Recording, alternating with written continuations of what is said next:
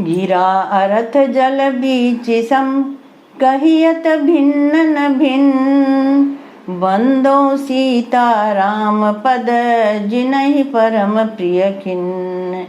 एक छत्र एक मुकुट मणि सब वर्णन पर जो।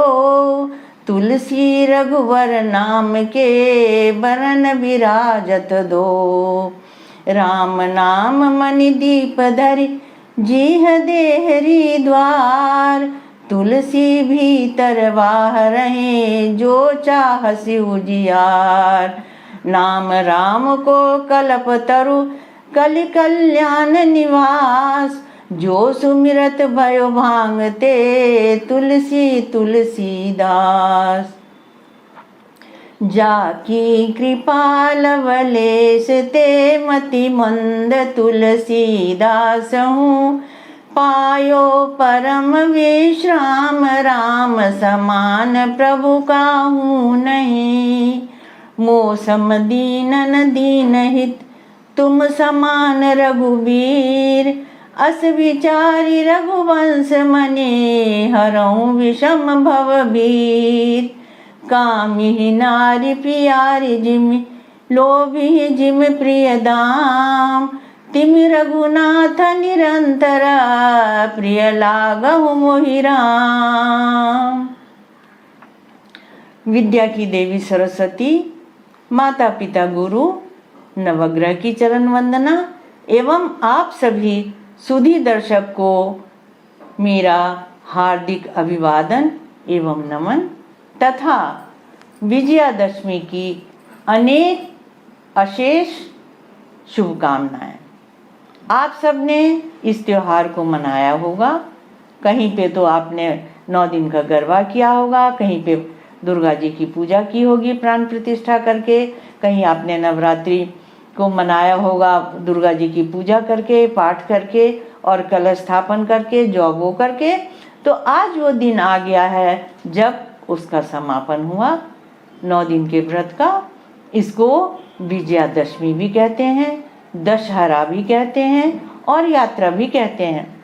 विजयादशमी क्या कि रामचंद्र जी ने इसी दिन लंका पर विजय पाई थी और रावण को परास्त किया था। दशहरा क्या कि 5 कर्मेंद्रिय और 5 ज्ञानेंद्रिय से उत्पन्न जो भी विकार होते हैं उनके ऊपर में अपना अधिकार जमा लेना, अर्थात इन 10 इंद्रियों के वश में नहीं आकर के उनसे ऊपर हो जाना, उनको जीतना ही दशहरा कहलाता है। साथ ही यात्रा का तात्पर्य ये होता है, ज्योतिष शास्त्र के अनुसार आप तो जानते ही हैं, मुहूर्त का भी विचार किया जाता है। तो अगर आपने इस दिन कहीं की यात्रा की तो ऐसा शास्त्रों में लिखा हुआ है कि वर्ष पर्यंत आपको यात्रा करने की, फिर से मुहूर्त देखने की जरूरत नहीं होती है। इसलिए इसको बहुत ही शुभ माना गया। आप सभी इससे भी परिचित होंगे। जगह जगह पे रामलीला होती है। 9 दिन पहले आपको रामायण के विषय में बताया जाता है, राम की लीलाएं बताई जाती हैं और 10वें दिन रावण का वध होता है। पहले कुंभकर्ण, फिर मेघनाद और फिर रावण का। क्या आप जानते हैं कि कुंभकर्ण, मेघनाद और रावण से तात्पर्य क्या है? देखिए, कुंभकर्ण जो था वो 6 महीने सोता था। तो सबसे पहले हमारी जो शिथिलता है सोने की, जो हम निरर्थक बातों में अपने जीवन को नष्ट कर देते हैं, उस पर विजय करना।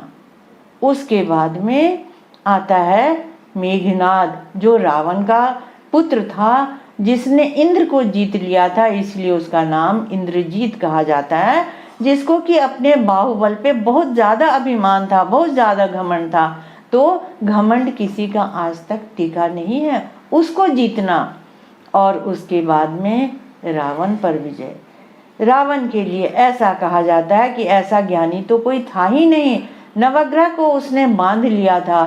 10 दिशाएं, 10 आनंद, 10 आनंद, 10 सिर, अर्थात 10 दिशाएं। 10 दिशाएं कौन सी? पूरब, पश्चिम, उत्तर, दक्षिण और चारों कोण, और आकाश और पाताल। उसमें जितनी भी निधियां थी, जितना भी ज्ञान था, सब उसके अंदर में था, समाहित था। लेकिन ज्ञानी होने का ये अर्थ है, ज्ञान कितना भी हो, आपकी अगर कोई कमजोरी हो जाती है तो आप फिर कहीं के भी नहीं रह जाते। सीता जी का हरण करके उसने अपने सभी ज्ञान को नष्ट कर दिया। इसी प्रकार से जैसे कि विषरस भरा कनकघट जैसे दूध से भरा हुआ आपका घड़ा हो और एक बूंद उसमें आप जहर डाल दें, इसी तरीके से रावण का नाश हो गया। यहाँ तक कि रावण की पत्नी मंदोदरी ने भी उसको समझाया था, काम क्रोध मद मोह सब नाथ नरक के पंथ, सब परिहरि रघुवीर ही भजहु भजहि जे संत। ये जितने भी हमारे विकार होते हैं पंचजनित, उन सब का त्याग करना ही हमारे लिए श्रेयस्कर है, जो कि मार्ग हमें सद्गुण की ओर लेकर के जाता है। तो आप में से बहुत लोग रामचरितमानस का भी नवान पाठ करते हैं, ये भी आपको मालूम है। रामचरितमानस में 7 कांड हैं, बालकांड, अयोध्या कांड, अरण्य कांड, किष्किंधा कांड, सुंदर कांड, लंका कांड तथा अंतिम उत्तर कांड।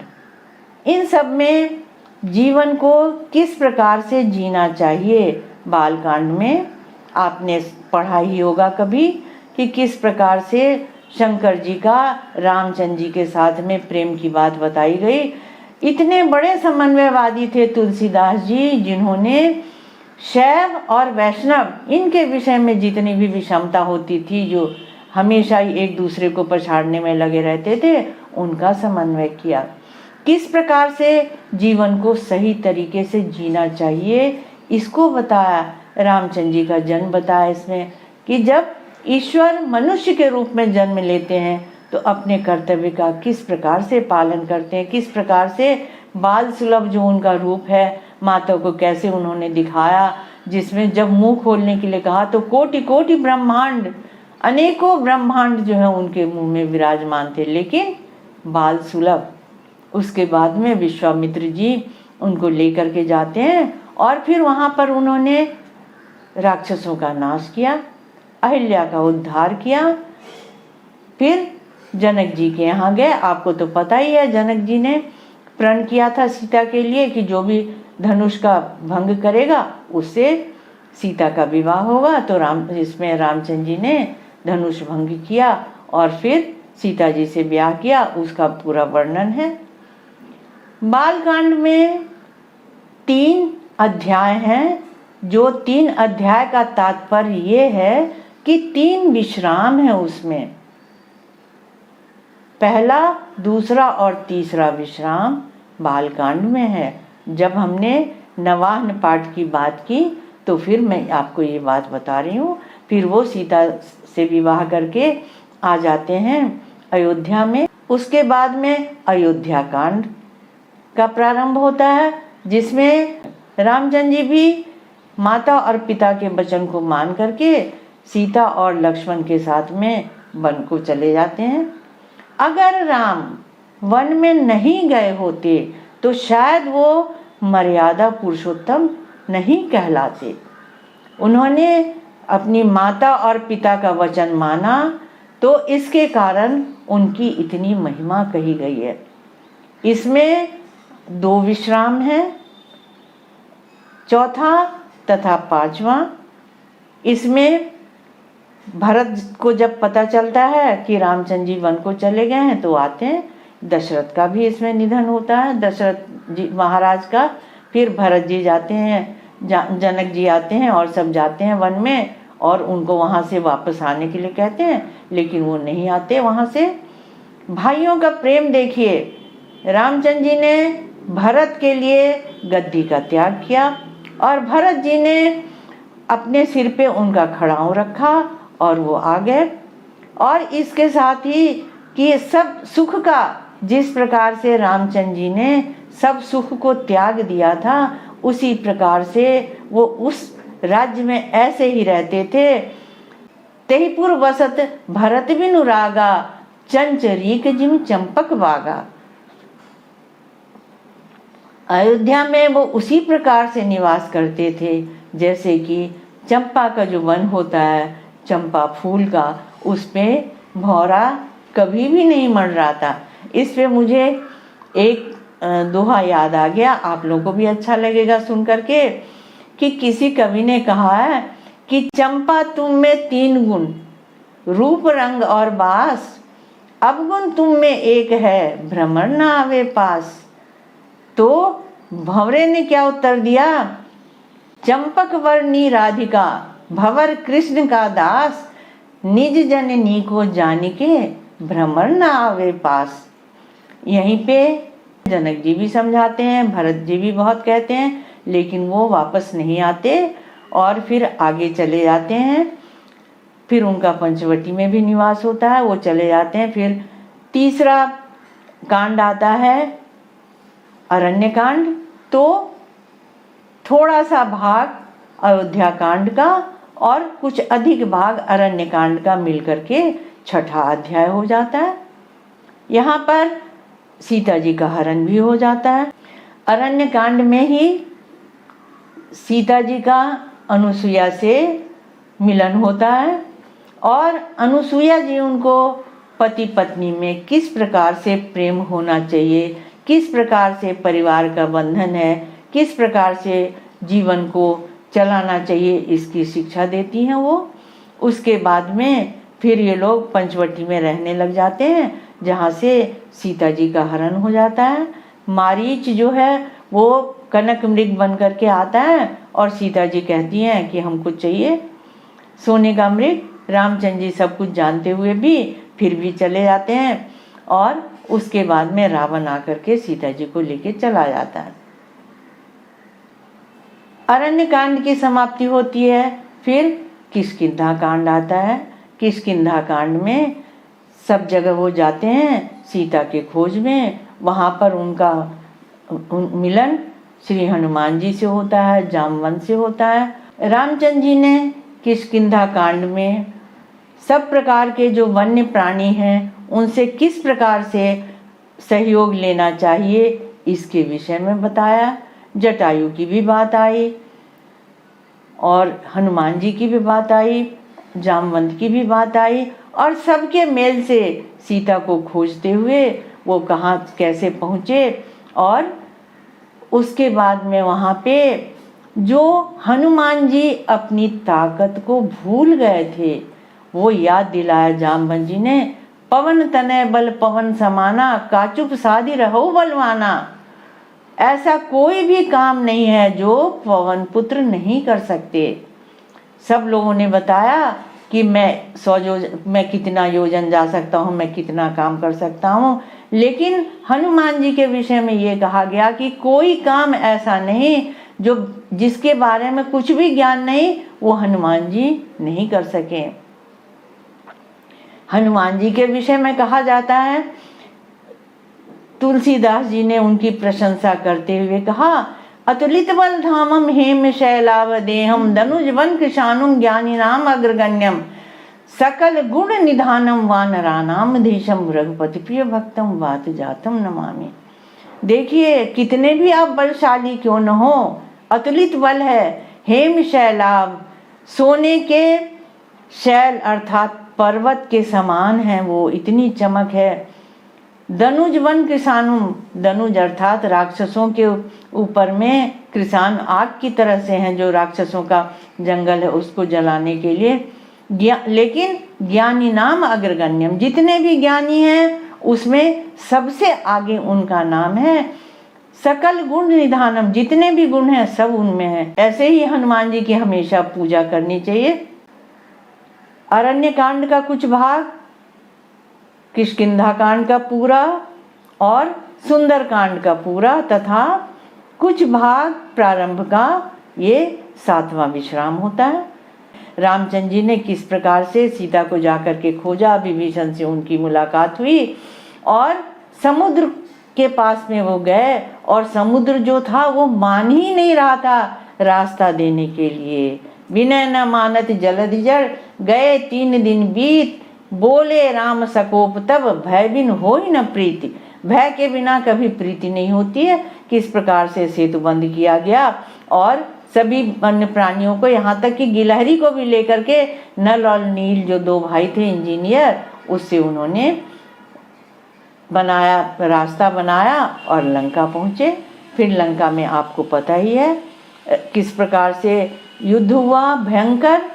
और जब मेघनाद ने रामचंद्र जी के भाई लक्ष्मण को जब मूर्छित किया, उस समय उनका जो विलाप था, किस प्रकार भाइयों का मेल होता है, वो सुनने लायक है कि दुनिया में सब कुछ मिल जाता है लेकिन सहोदर भाई नहीं मिल पाता। हनुमान जी को भेज करके संजीवनी बूटी मंगाई जाती है और लक्ष्मण जी फिर उससे हो जाते हैं। यहाँ पर फिर मेघनाद की भी बात आती है। और आपको एक और बात मैं बताऊं, सूर्यकांत त्रिपाठी निराला जी जो थे कवि, महाकवि, उन्होंने राम की शक्ति पूजा में लिखा है कि रामचंद्र जी ने रावण विजय से पहले शक्ति की पूजा की थी, अर्थात अपनी शक्ति को केंद्रित किया था। जब तक अपनी शक्ति केंद्रित नहीं होती तब तक आप कुछ भी नहीं कर सकते। दुर्गा सप्तशती में भी पहले शक्ति की ही पूजा बताई गई, उसके बाद में लंका पर विजय।